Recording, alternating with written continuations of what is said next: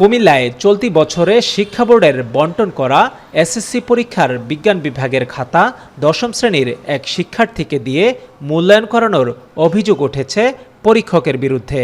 অভিযুক্ত শিক্ষক মোহাম্মদ বাচ্চু মিয়া দেবিদ্বার উপজেলার আবদুল্লাপুর হাজী আমির উচ্চ বিদ্যালয়ের ভারপ্রাপ্ত প্রধান শিক্ষক।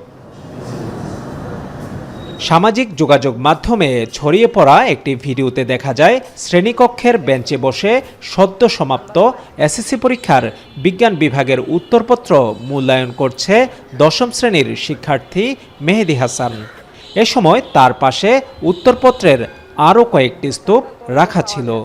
এই ঘটনার ভিডিও ধারণকারী অপর এক শিক্ষার্থীর সঙ্গে মেহেদীর কথোপকথনে বিষয়টি ধরা পড়ে। না ভালো করে চাই বুড়ের কথা হেড স্যারে দিয়ে তোর সাউন্ড ঠিক হয়েছে না আবদুল্লাহ বুড়ের হেড স্যার বাচ্চু স্যারে তোর কেমনে চাওয়াই দেবে আর কষ্ট লাগে ভালো করে নাম্বার দিস। এ ঘটনায় স্থানীয় শরীফুল ইসলাম ও আলী আহমদ নামে দুই ব্যক্তির স্বাক্ষরিত একটি অভিযোগপত্র উপজেলা নির্বাহী কর্মকর্তা ও উপজেলা মাধ্যমিক শিক্ষা কর্মকর্তার কাছে পাঠানো হয়েছে। তারা এ ঘটনায় সুষ্ঠু তদন্ত ও প্রয়োজনীয় প্রশাসনিক ব্যবস্থা নেয়ার দাবি জানান। ভিটামিন ই ও সি সিরাম 8টি প্রাকৃতিক অয়েল সমৃদ্ধ লিলি সিরাম অয়েল যা চুল পড়া কমায় মাত্র 30 দিনে। আমাদের অভিযোগটা হচ্ছে আমরা যখন দেখলাম আমাদের স্কুলের একজন শিক্ষক তার এসএসসি পরীক্ষার এক্সাম তার এই এসএসসি পরীক্ষা দেওয়া ছাত্রদের দেখাচ্ছে। তো এই ভিডিওটা যখন দেখার পরে যখন ভাইরাল হচ্ছে তাহলে স্কুলের দুর্নাম এলাকার দুর্নাম হচ্ছে, যার কারণে আমরা লিখিত বলতে দিচ্ছি এমনটা যেন আর কিছু না হয় বা হাজার হাজার ছাত্রছাত্রীর জীবন যেন নষ্ট না হয়। এদিকে ঘটনার পর অভিযুক্ত পরীক্ষক বাচ্চু মিয়া ও মেহেদী হাসানকে তলব করে কুমিল্লা শিক্ষা বোর্ড। ছাত্ররা তাকে না জানিয়েই এটা করেছে বলে জানান তিনি। আমার অগুসুরে উদ্দেশ্য প্রণীত হইয়া এটা করছে। দেখতেছি আমি ওয়াশরুমে গেছি, এই মুহূর্তে এরা আমার অজান্তে এটা করছে, আমি জানি না অজান্তে বিষয়টা করছে, আমি জানি না।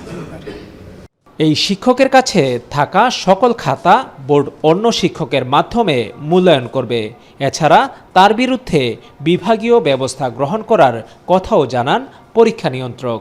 আমরা তাকে লিখিত একটা এখানে শোকজ দিয়েছি। এরকম দায়িত্ব অবহেলা এবং তার সুস্পষ্ট লঙ্ঘনের জন্য কি পদক্ষেপ নিতে পারবো সে বিষয়ে আমরা ইতিমধ্যে চেয়ারম্যান মহোদয়, আমাদের সচিব মহোদয়, তারপরে উপপরীক্ষা নিয়ন্ত্রক 2 জন এবং আমি নিজে সে বিষয় সম্পর্কে আমরা আলোচনা করেছি। শিক্ষার্থী, ওনার পরিবারের সন্তান সদস্য কেউ সংশ্লিষ্ট হতে পারবে না। এটা অত্যন্ত গোপনীয়ভাবে ওনাকে করতে হবে। এই সকল বিষয় ওনাদেরকে অবগত করা হয়েছে। তারপরে যদি সেটা প্রমাণিত হয় যে উনি করছেন এরকম কাজ, তাহলে যেটা আইনানুগভাবে যেটা হওয়ার সেই ব্যবস্থা আমরা সবটাই নেব। শিক্ষার্থীদের মেধা মূল্যায়নে শিক্ষকের এমন আচরণ কোনোভাবেই কাম্য নয় বলে মন্তব্য করেন অনেকেই। আমার বিরুদ্ধে করছে। খালেদ সাইফুল্লাহ, এখন কুমিল্লা।